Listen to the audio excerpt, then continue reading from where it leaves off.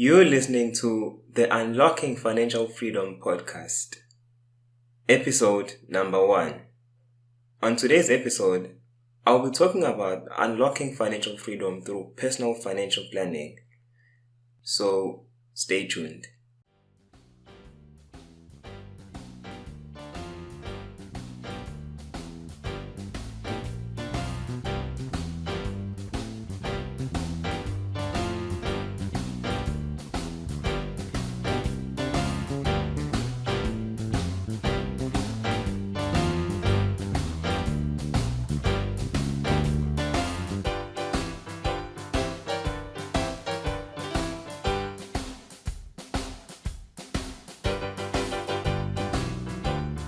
Hello, sanibonani njani? My name is Magogo, aka Chief Kasi Economist, aka the Government Guy, and I'd like to welcome you to the first podcast episode on our Unlocking Financial Freedom podcast.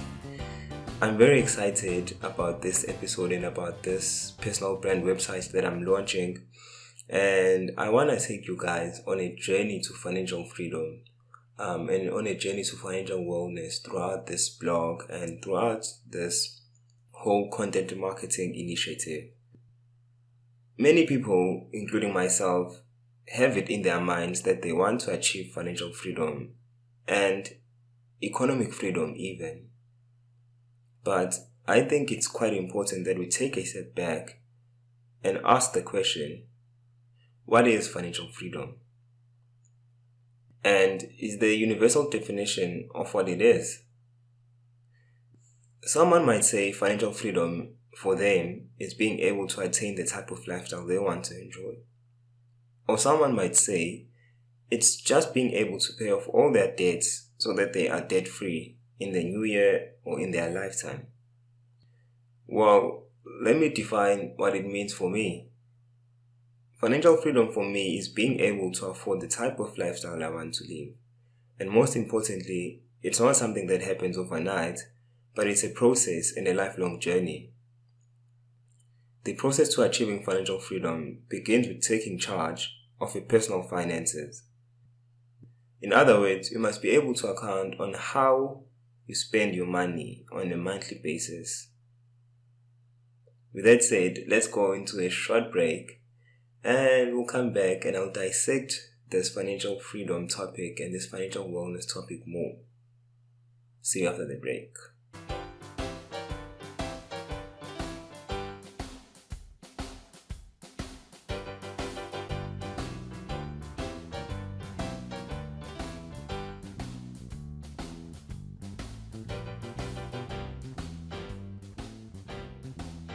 Welcome back. So let's get back into that financial freedom topic we were speaking about. Planning your finances is necessary for you if you want to achieve financial freedom, as well as your lifestyle goals. According to the Financial Planning Standards Board, a standard setting body in the USA, financial planning can be defined as the process of developing strategies to assist clients in managing their personal financial affairs to meet life goals. Another definition provided by the Financial Planning Institute of Southern Africa defines financial planning as the process of determining whether and how an individual can meet life goals through the proper management of financial resources. Looking at these two definitions, it clearly shows that financial planning is a process whereby you or a client is working towards identifying and meeting their life goals and objectives through the proper management of their finances. So it's about you taking the initiative to know where your money goes, to know how to plan your finances basically. Financial planning has two main pillars or two broad themes that it talks about. The first theme is wealth creation. So as the name suggests, wealth creation speaks about how do you make your money grow?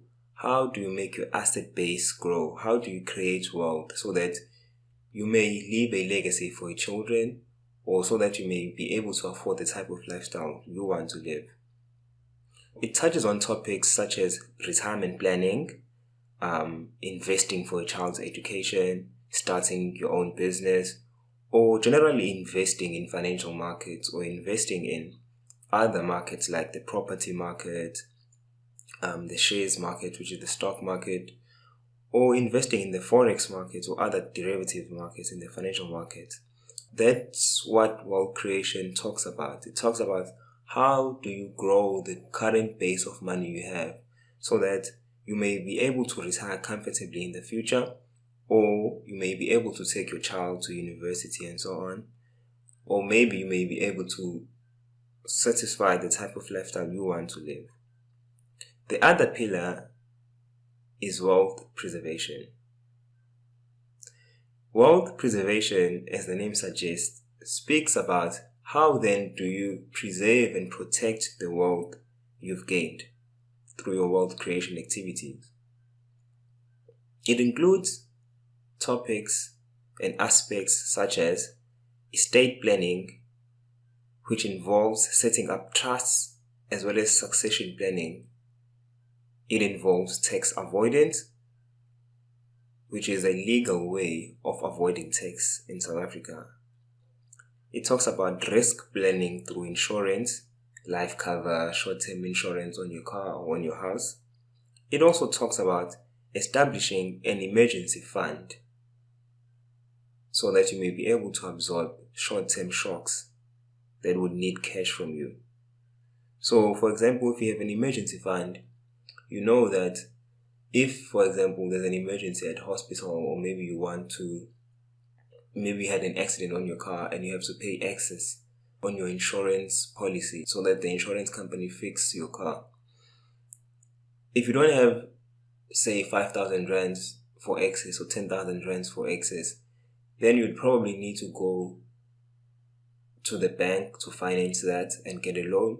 But if you do have an emergency fund, it will only be a matter of withdrawing that money from that emergency fund and paying your excess, and you wouldn't have to incur extra debts and pay interest on that loan.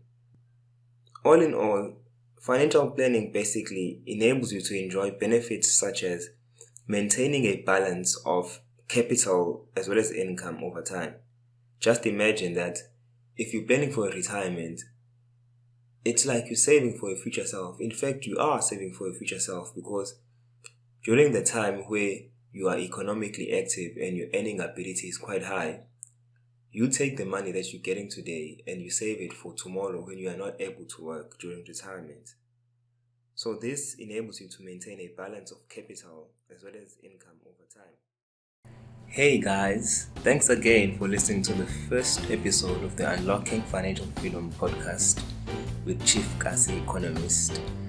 We will continue with this discussion on achieving financial freedom through financial planning on part 2 of this episode. Part 2 will be a continuation, of course, of this episode, and it will be episode 2 basically.